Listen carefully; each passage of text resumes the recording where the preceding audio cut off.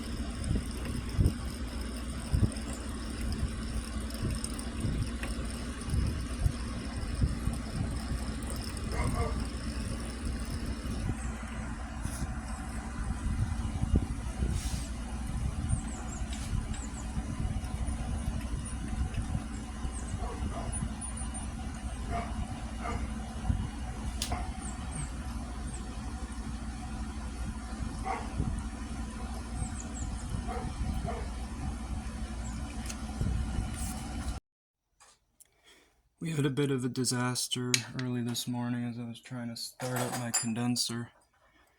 As you can see, the water pressure pushed too hard and a stress fracture exploded and shot water everywhere. So I had to switch to my $60 Friedrich style condenser, and this should be actually better for capturing all the solvent vapors. You can see while I was filming an intro, it pretty much got started. I don't know if I can catch the vapor front on film, but we are distilling dioxane. Not quite. It's just barely starting to get up in the neck. But if I move some of this out of the way, you can see there's all the sodium chloride. That's all byproduct from the coupling reaction. Let's keep this nice and toasty. Doesn't have to be perfect, just traps the heat. I don't feel any heat coming off my mantle ever since I started using these little pieces of insulation. Sometimes I have to replace it because I, spill shit on it, but it's okay. So all the vapor is going to get condensed here, and we'll collect all of our dioxane.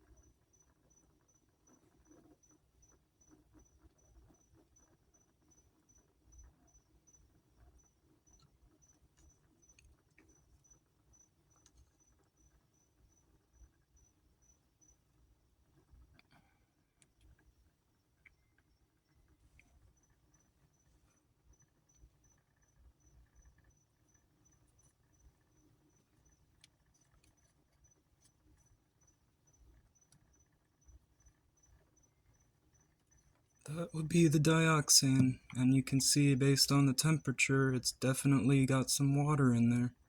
That's because, again, I live in Florida, and a full vapor front, starting to wet the joint now, nice and toasty. It's definitely very hot.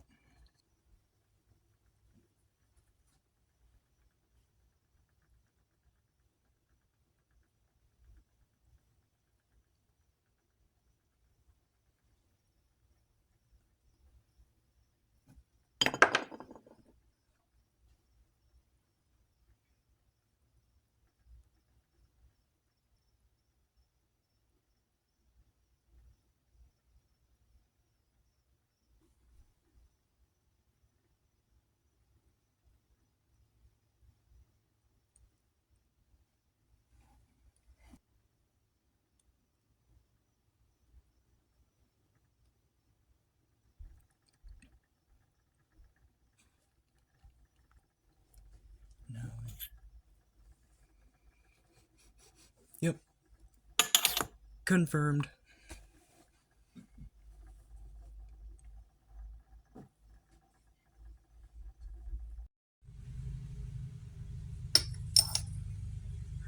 Wet from, see the flask is getting wet on the outside because I just had it in the refrigerator to try and see if I could crystallize out any of the product. I just found out that my stopcock is broken, so I'm gonna have to pipette this out carefully. This is gonna be a pain in the ass, so I'm probably not gonna record all of this part, but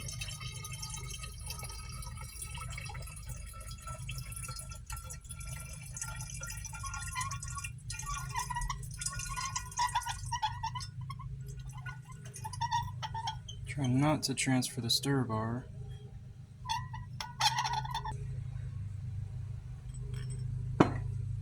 Purity is always the most important thing.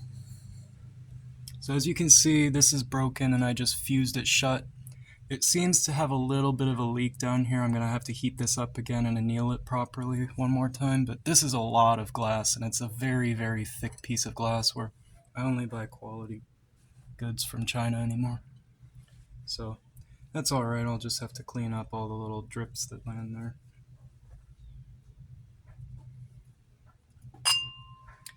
In other good news, here is the ketone adduct, a bisulfite phenylketone adduct.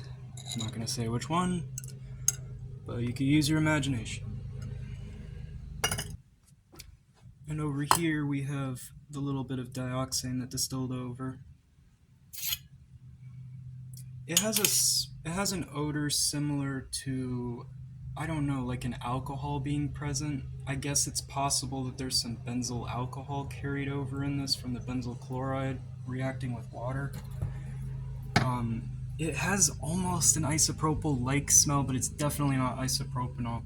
Kind of reminds me of the way it kind of reminds me of the way that pyridine smells in really low concentrations, but I can't be certain. Obviously, there's no pyridine in this anywhere. The only base I used was sodium metal, so no alcohols, just dioxane. It's wet. It's very wet dioxane, so I can't be putting this back into my storage bottle, but I will be purifying all of my dioxane after this procedure because it looked a little bit yellowed, so it definitely doesn't hurt. This yellow color was already present in the dioxane when I started. And while we wait for that to separate, speaking of broken glassware, I left a cracked three-way adapter in a base bath overnight, and this is what happens. So just remember, just because the hydroxide is dilute does not mean that it can't eat its way through glass. This was just a stress fracture that I planned to anneal properly to get rid of. Since the three-way adapter never takes direct heat, it only ever takes latent heat from the vapor. It only ever receives heat from the vapor front moving through it, so in general, if there's going to be a stress fracture form anywhere, that's exactly where you would expect it to form because that's exactly where the vapor front usually stops. So you can see after years of wear and tear, the glass has had some inert stress fractures, and after leaving it in the base bath, the hydroxide worked its way up into those joints and just cut right through them. Anyway, this is still useful. I can get my propane torch just hot enough that I can just barely touch this to it and get it to anneal and kind of stick on there. And then I can probably use some JB Weld to cover the outside of it, and maybe I'll cover the outside in a layer of epoxy all over the... I could always put a jacket of epoxy around the whole thing since the joints are still intact. I just can't throw this away. The joints are still intact. I could even fuse a thermometer into the top of this or bend this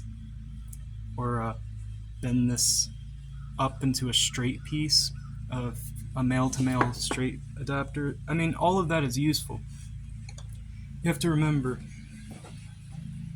in the lab you're always going to break your glass, but it's important to save it because things like this, yeah, this is useless as a cylinder now, but as you can see, I just melted the top down, and now I'm going to be able to seal something like sulfur monochloride, or when I eventually do synthesize thionyl chloride, I'll be able to put it inside this to keep myself safe. This is the stopcock I'm going to be using to fix my set funnel when I get to it, but really I need an oxyacetylene torch before I can get involved with any. I've spent thousands and thousands of my own money on this shit, so I'm not spending another dollar. I have all the glassware I need right now. Okay, I just made the oldest mistake in the book. I transferred it to the set funnel with the stopcock still open. Spilled about a third. Hopefully it's not as bad as I think it is. So now comes the time where we ask the ultimate question. Did it Wurt? I tried to distill. It went from yellow to brown. I let it cool down. It turned into a gelatinous brown oil. Just what we wanted to see. It really looked like shit too, like actual shit. So I tried to dissolve it in ethanol, and that was a fucking disaster. I even knocked it over. Shh. Anyway, I cleaned all that up, and I put some chloroform in here, and use the old blowtorch since chloroform is not flammable, guys. And it actually went transparent, and now I'm thinking that since chloroform is a regenerating resource, I might as well just let this sit here and evaporate slowly, and maybe we'll even get some white solid. I am also trying to distill some lacquer thinner. Holy shit, it's going pretty well. This should all be acetone, unless I fucked it up and went too... it's a little bit of methanol too. So we're getting acetone and methanol. I can't really separate those, they're so fucking close. They're so close together, I might as well try and make chloroform out of the acetone, and then the methanol should be left alone. And methanol does not form azeotropes with water, neither does acetone. But if we consume up the acetone, the methanol can just be distilled back out. But this is all good methanol and acetone, and this should even be able to dissolve things like borohydride, hopefully. It looks like I was able to actually fix the crack in here. I had to torch this for over 15 minutes. It's such a thick piece of glasswork. Anyway, let's see what the temp is.